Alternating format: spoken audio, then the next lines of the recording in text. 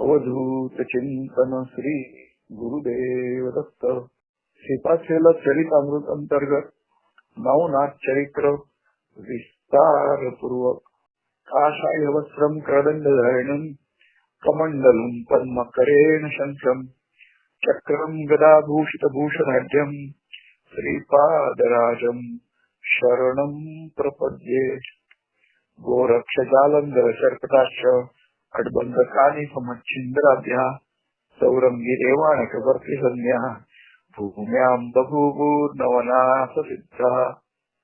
तो नवनाथ चरित्र कानिफनाथ ગોપીચંદ રાજાના પાટનગર હેલાપટ્ટણ ગામમાં તેઓ પધારી રહ્યા છે અને જે જાલંધરનાથ ભૂમિમાં ભંડારી દીધા હતા તો એમને બહાર કાઢવાના છે। કાનિફનાથને તેના ગુરુ જાલિંદરનાથની આ હકીકત ગોરક્ષનાથ દ્વારા જાણવા મળી હતી। આથી તેઓ મનમાં ખૂબ જ ગુસ્સો હતો, પરંતુ પોતાના ગુરુજીને કઈ ભૂમિમાં ભંડાર્યા છે તો એમાંથી બહાર કાઢવા માટે એ જગ્યા માટે પણ કમસે કમ ગોપીચંદ રાજાની મદદની જરૂર હતી। કાનિફનાથ અને તેમના 700 શિષ્યો તેમને આગતા સ્વાગતા સાથે હેલાપટ્ટણ નગરીમાં પધારવા ગોપીચંદ રાજા પોતે સામૈયું કરવા ગયા છે અને એ બધાને પોતાની નગરીમાં લઈ આવ્યા છે। આમ તો કાનિફનાથના મનમાં ખૂબ જ ગુસ્સો હતો, પરંતુ ગોપીચંદ રાજા આ વખતે ખૂબ જ વિનમ્રતાથી એમની સાથે વાતચીત કરતો હતો, એટલે કાનિફનાથે પણ પોતાનો ગુસ્સો મનની અંદર દબાવી રાખ્યો છે। ગોપીચંદ રાજા અને એની માતા મેનાવતી એના પુણ્ય બળે અને ગુરુ ભક્તિએ, કારણ કે એના ઉપર વરદ હસ્તકો જાલંધરનાથનો હતો અને એ રીતથી મૈનાવતી રાણી એ કાનિફનાથની ગુરુ ભગીની કહેવાય। એ ગુરુ ભક્તિના પ્રતાપે મૈનાવતીની રાજા ગોપીચંદ એને રક્ષણ મળતું હતું। મૈનાવતીને મળ્યા પછી ગોપીચંદે બધી વાત જાણી અને તેને સમાધાન મેળવ્યું છે। બીજે દિવસે કાનિફનાથની શિબિરમાં જઈને અત્યંત વિનમ્રતાથી નાથના ચરણોમાં માથું મૂકી હાથ જોડી ઉભા રહ્યા છે।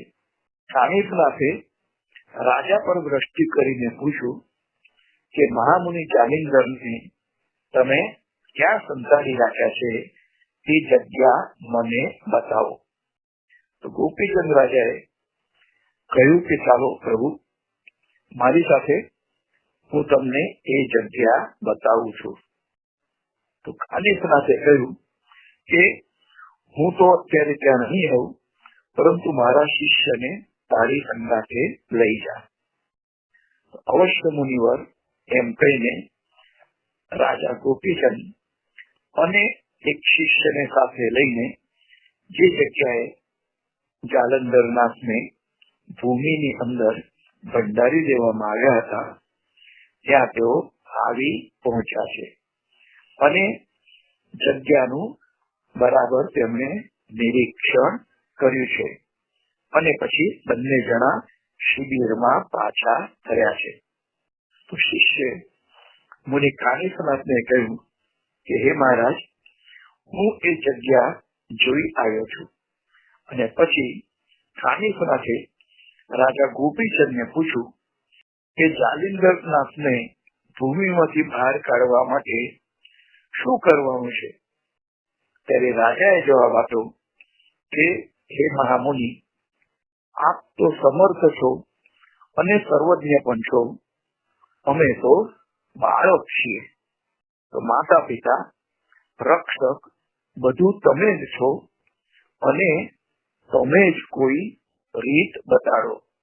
ત્યારે કાનિફનાથે રાજાને કહ્યું કે તારા પ્રાણની રક્ષા કરવા માટે હું તને ઉપાય બતાવું છું, તો એને તું ધ્યાનપૂર્વક સાંભળ અને બરાબર તારી જ પ્રતિકૃતિ જેવા તારે 5 પૂતળા ધાતુઓના બનાવવાના છે.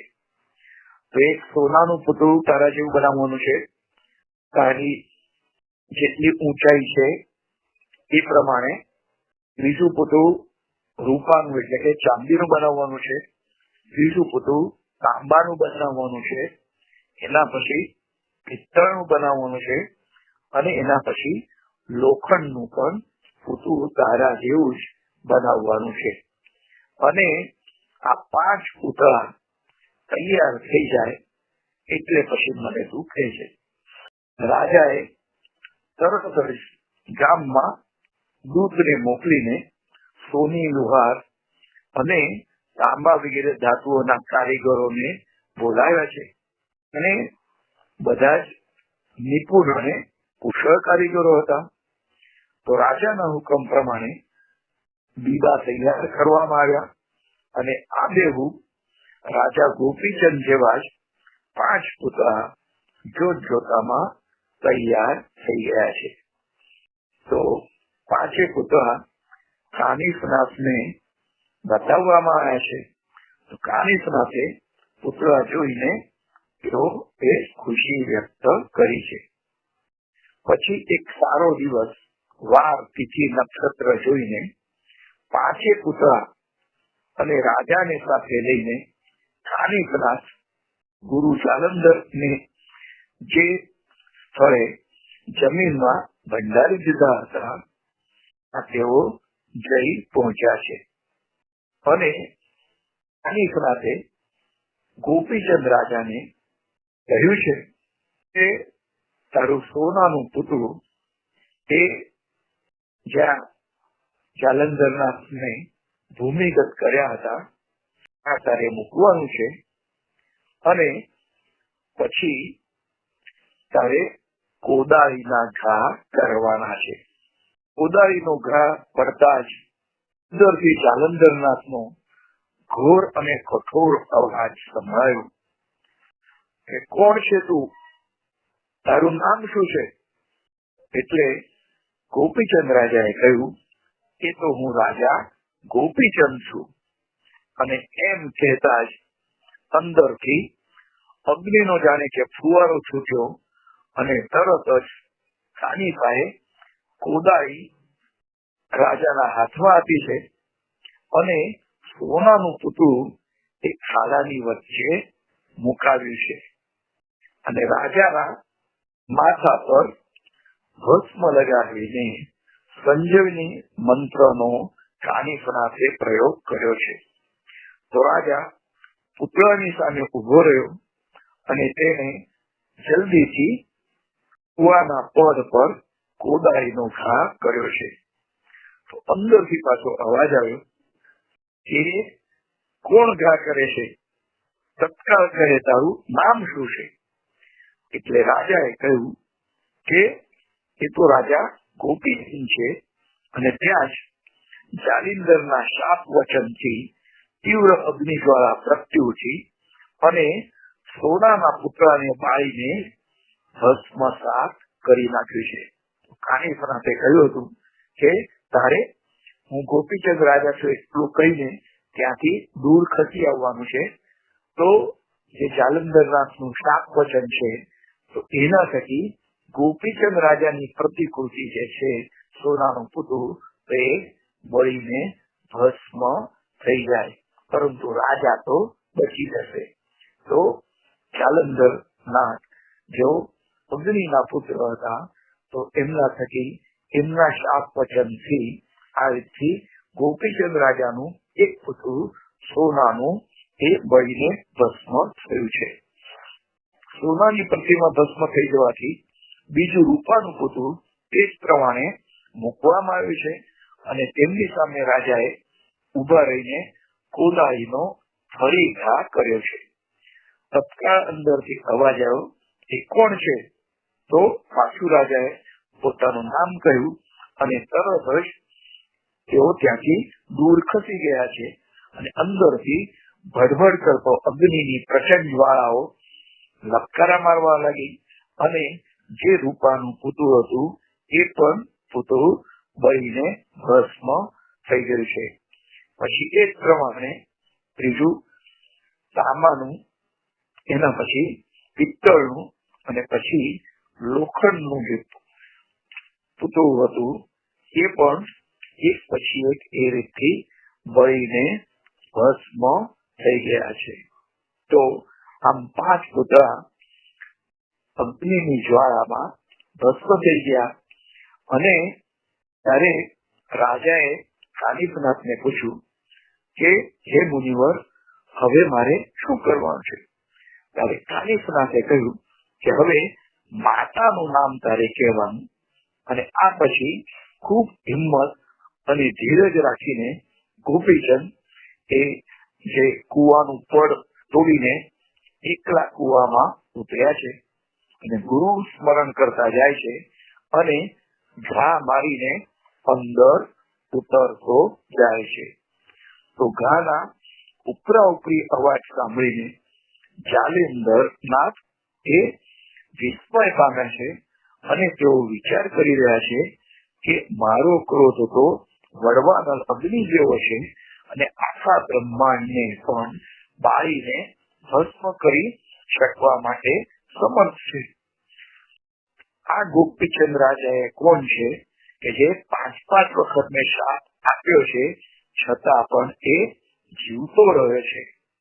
નક્કી આને કોઈ સમર્થ ગુરુ મળી ગયો હોવો જોઈએ અને એટલે જ એ 5 વખત શાપમાંથી બચી ગયો છે. તો હવે એને મારે પણ અમરત્વ આપવું જોઈએ. અને ફરી એકવાર રાજાનું પારખું કરવા ઊંચે સાદે પૂછ્યું કે હજુ પણ કોણ મરવાનું સાહસ કરે છે? તું છે કોણ? ત્યારે રાજાએ અતિ વિનમ્રતાથી કહ્યું કે હે મહાત્મન, હું કાનિફનાથનો શિષ્ય રાજા ગોપીચંદ છું અને તમારા દર્શનની અભિલાષા છે, માટે હું અહીં વિનમ્ર ભાવે આવ્યો છું. અને તે સાથે જ કાનિફનાથે પણ વિનમ્ર સ્વરમાં કહ્યું કે હે તપોનિષ્ઠ મહારાજ, હું આપનો બાળક કાનિફ અહીં ધરતી ઉપર ઉભો છું અને તમારા ચરણ કમળના દર્શન માટે આંખો તલસી રહી છે. તો એથી જ રાજા ગોપીચંદ પાસે તમને કઢાવવાની કોશિશ કરું છું. તો આમ ગુરુ શિષ્ય બંનેની વાત સાંભળી જાલંધરનાથે પૂછ્યું કે શું રાજા હજી બચી ગયો છે? ત્યારે તો હવે તેને આપણે અમરત્વનો અધિકારી બનાવવો જોઈએ. ચાલો મને જલ્દીથી બહાર કાઢો. અને તરત જ સેવકોએ કૂવો ઉકેલી નાખ્યો અને જાલંધર નજીક આવતા જ માથું ટેકવીને વજ્રાસ્ત્રથી ઉપલું પડ તોડી નાખવામાં આવ્યું અને સૂર્ય સમાન તેજસ્વી જાલંધરનાથના દર્શન કરીને બધા જ અતિ હર્ષ પામ્યા છે. ગોપીચંદે સાષ્ટાંગ દંડવત પ્રણામ કર્યા અને જાલંધરે તેને હૃદય સાથે ચાપી દીધો છે. કાનિફનાથે પણ અતિ પ્રેમથી ગુરુ મહારાજને દીર્ઘ આલિંગન આપ્યું છે અને સર્વત્ર જય જયકાર થઈ રહ્યો છે. તો યોગીરાજ જાલિંદરનાથની જય હો એ રીતથી ઉદ્ઘોષ સાંભળવા મળ્યો છે. રાજમાતા મહિનાવતીએ પણ ગુરુચરણમાં મસ્તક ટેકવ્યું છે અને એની આંખમાં અશ્રુધારાઓ ચાલી રહી છે. જાલંધરનાથે પોતાના હાથે રાજમાતાના આંસુ લૂછીને તેને આશીર્વાદ આપ્યા અને પછી રાજા ગોપીચંદને મસ્તકે પણ હાથ મૂકીને પૂછ્યું કે હે રાજા, બોલ તારા મનમાં શું ઈચ્છા છે? ઐશ્વર્ય ભોગ ભોગવા છે કે આત્માનંદમાં મસ્ત થવું છે? તારી સમક્ષ આ બંને માર્ગ મોકળા છે.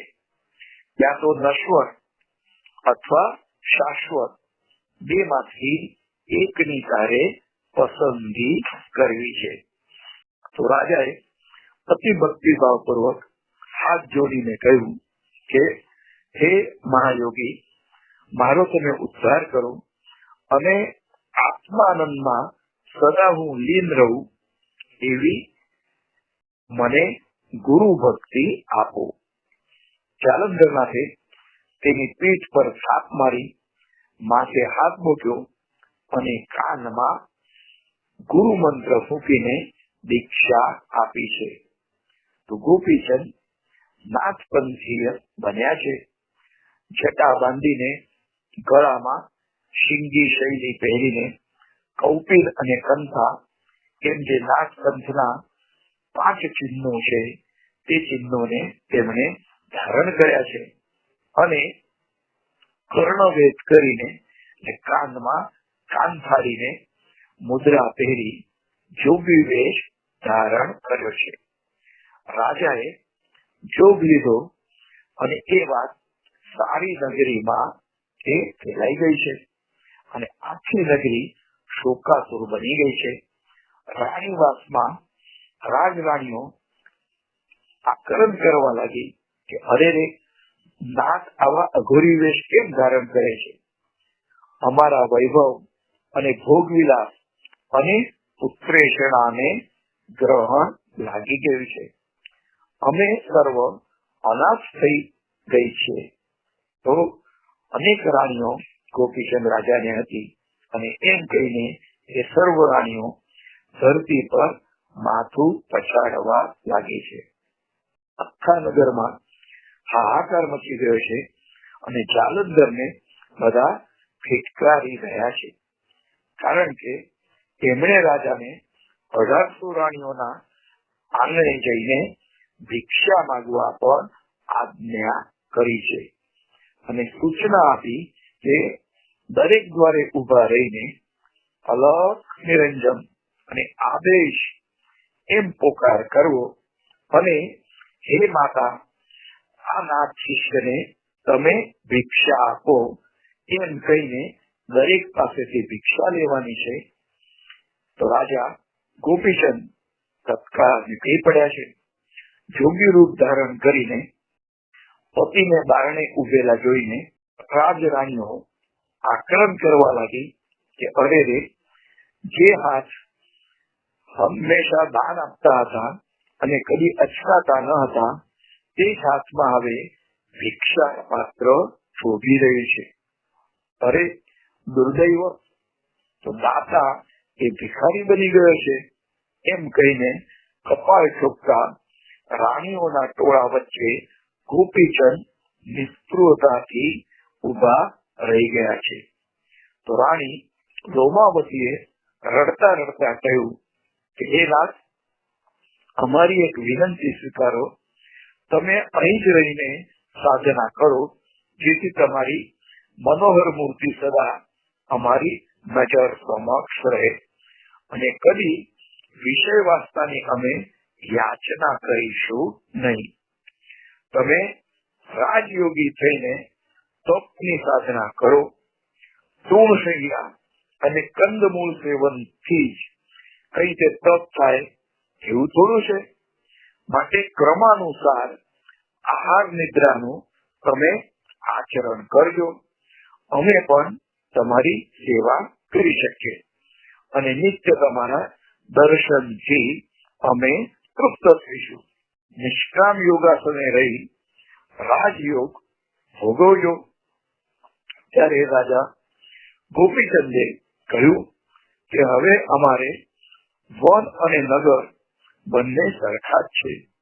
શિંગી અને શૈલી એ અમારા હિતની સાધના છે.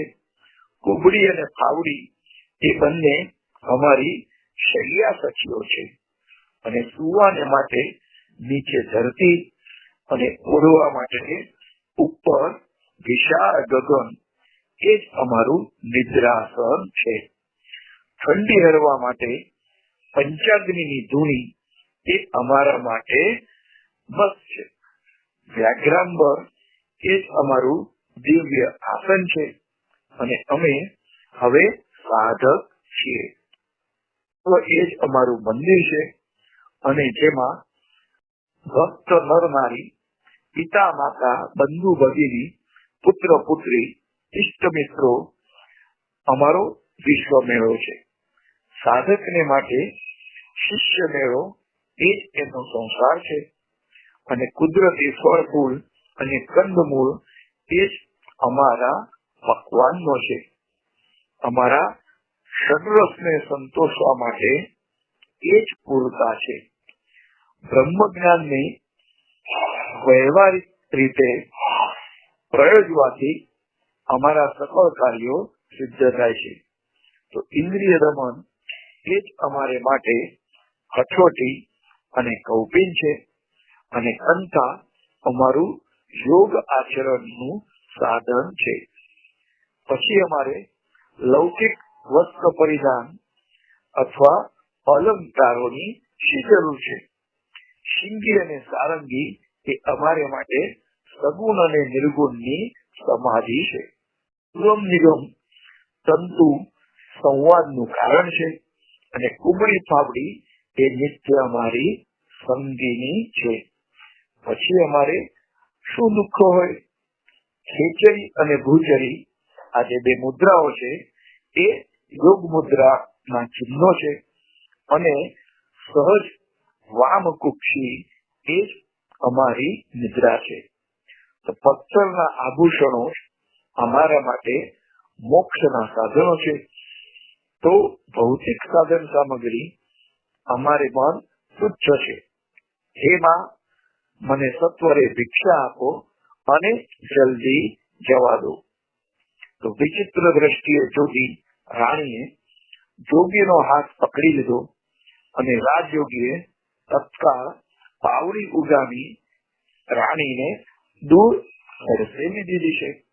તો રાણી મૈનાવતી જેમની માતા હતી એ ઝરૂખાઈથી આ દ્રશ્ય જોઈ રહી હતી અને પછી 3 રાણીઓ ભિક્ષા માટે થાળ ભરી લાવી છે. તો રાજયોગી ગોપીચંદ ભિક્ષા લઈને વંદન કરતા નીકળી પડ્યા છે અને ગુરુ આગળ ભિક્ષા પાત્ર મૂકીને કહેવા લાગ્યા કે માતાએ પણ ભિક્ષા પ્રસન્નતાથી આપી છે.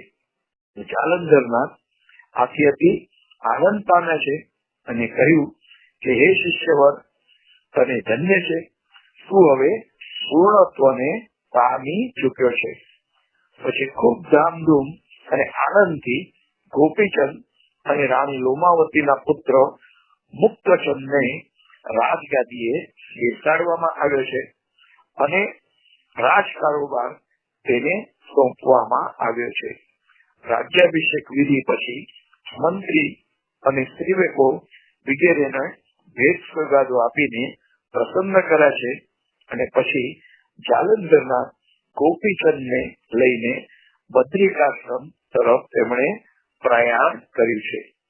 તો બદ્રીનારાયણ જઈને આદિનાથ શંકર ભગવાનને વંદન કર્યા છે અને લોહકંટક પર પગના અંગૂઠાના આધારે ઉભા રહીને ફક્ત વાયુ અને પવનથી ઉડેલા ફળ પાન ખાઈને એકાગ્ર મને 12 વર્ષ સુધી તપસ્યા કરવા માટે ગોપીચંદ રાજાને ત્યાં જ બદ્રી કેદારના વનમાં મૂકવામાં આવ્યા છે.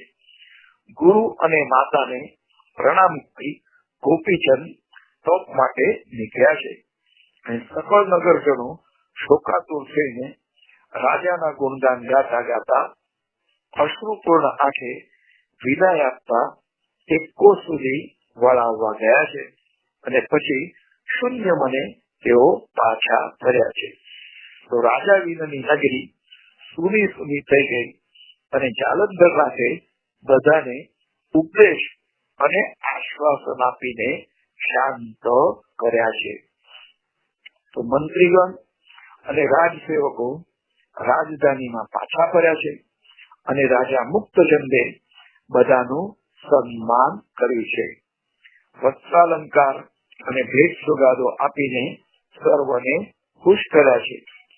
પ્રજાજનનું પણ સંતોષપૂર્વક મન સમાધાન થયું છે અને અંતઃપુરમાં બધી રાણીઓને સમજાવીને શાંત કરીને યોગીરાજ જાલંધરે રાજમાતા મૈનાવતીને બધાની સોંપણી કરીને કહ્યું કે પૌત્ર રત્નો સહિત બધાનું રક્ષણ કરજો અને પરમ કૃપાળુ પરમાત્મા તમારા મનના સકળ મનોરથ પૂર્ણ કરશે. પછી ગરીબ ગુરબાઓને દાન ધર્મ વગેરે સંતોષીને તૃપ્ત કરજો. કોઈએ પણ જાલંધરના કાર્યક્રમ અને આયોજનમાં આડખીલી કે વિઘ્ન કર્યું નહીં. જાલંધર અને કાનિફ બંને શિષ્ય સમુદાય સાથે હીરાપટ્ટનમાં 6 માસ સુધી રહ્યા છે અને સર્વત્ર આનંદ પ્રસરી રહ્યો છે. આ બાજુ ગોપીચંદ વિના વિરોધ તપ કરવા માટે બદ્રિકાશ્રમમાં જવા ઉતર્યા છે અને રસ્તામાં એમની જે બહેન હતી તો તે બહેનની નગરીમાં આવી પહોંચ્યા છે. તો બહેનની નગરીમાં ગોપીચંદ રાજા આવ્યા અને ત્યાં શું બન્યું તો તે આપણે હવે આવતા પ્રવચનમાં શ્રવણ કરીશું. અવધૂત ચિંતન શ્રી ગુરુદેવ દત્ત.